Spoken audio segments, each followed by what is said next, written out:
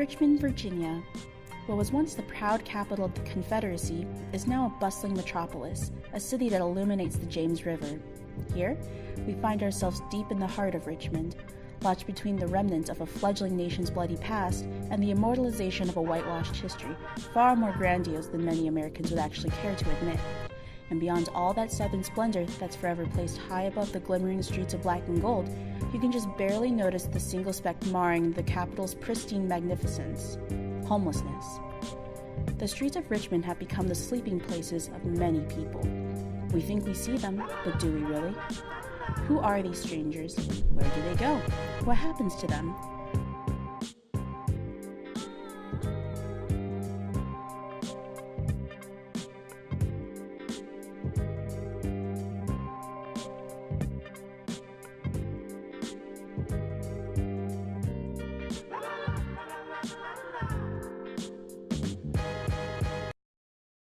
So at Homeward, we really are driven by our data, and we know that we have known for many, many years that 70% of homeless adults have been in jail or prison, and often that's related to substance abuse or mental health or the other conditions that lead to losing housing. And in recent years, we matched our data with local criminal justice data and found that 1/3 of homeless adults have been at the Richmond City Jail in the same 12 months as their shelter stay. And that really leads us to look at what are the root causes and how do we break that cycle? How do we close that revolving door and help people find and build, a better life? We know that people need a second chance, and it's figuring out what does it take to get that? How do we make that possible? While prisons are meant to reform convicts, more often it ruins their lives. Over 500,000 incarcerated people are released from prison every year, and an estimated 2/3 are rearrested within 3 years. Many cannot find housing or employment with their criminal record and end up homeless as a result. My father was incarcerated for 9 years out of my life, and most of the men in my family have at one point been incarcerated either in prison or jail, so it really hits home for me. All right. Do you feel it's more difficult to get a job or residency after being incarcerated? Oh, definitely, because of the stigma that comes with being a criminal. A disproportionate amount of prisoners as well as homeless persons are African American. In Virginia, African Americans comprise roughly 20% of the adult population.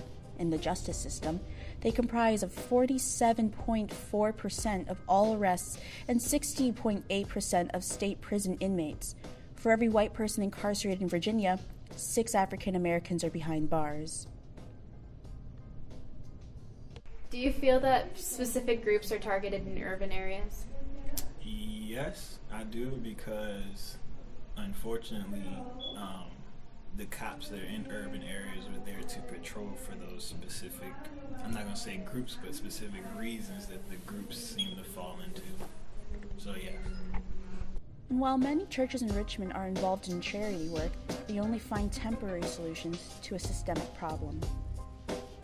Have you noticed a high volume of those who have been incarcerated in a situation where they are homeless? Where they're homeless and they become incarcerated, or where they're incarcerated and they become homeless? Either way. We have a referral process set in place with surrounding jails and prisons, because people are released from those institutions and are expected to be homeless upon their release. So that certainly is a strong enough correlation that we have a process in place to handle it.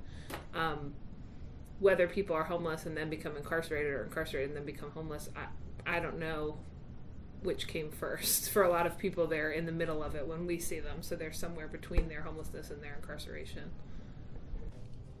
Homelessness and incarceration becomes a cycle for people who have no means of outside support. Many are taken advantage of and are recruited to become a part of high-risk schemes in order to support themselves. Most are caught, arrested, and imprisoned. After their time is served, they are released back into the same situation, initiating the cycle all over again. If you come out of jail a better person, it is in spite of the system, not because of the system. So the U.S. Postal Inspection Service is a federal law enforcement agency that's responsible for investigating allegations of mail theft.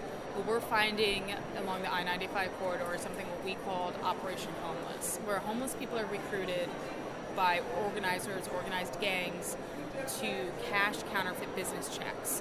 And what happens is they're sent into banks using their real identification to cash counterfeit business checks. And when the banks recognize that the checks are fraudulent, the police are called, the organizers leave, and then the homeless people are the ones who are then arrested for cashing the checks. Unfortunately, they get caught up in the scheme, and it continues and continues. They'll go to jail, come back out, and for the few $100s that they're given to cash the checks, they'll keep doing it. And then as it progresses, and the more times they're arrested, if they are then arrested federally, they go to jail for a long time. The Virginia Coalition to End Homelessness aims to increase investment in permanent supportive housing to assist ex-offenders in rejoining society and avert homelessness. If this goal is met, no one will be discharged into homelessness from jails and prisons. Stable housing has been shown to aid in breaking the cycle. A 2010 analysis conducted by the Virginia Supportive Housing of Clients in their programs showed a decrease of 83% in the number of arrests. We know that 100% of people experiencing homelessness can't afford housing, right? I mean, that's like, it seems very simple, but if we don't have a variety of housing options, from good roommates to high quality, affordable rental properties, that people will have a hard time finding housing. If they can develop their support networks and stay sustainably with family and friends, and that's often a way that people can avoid homelessness.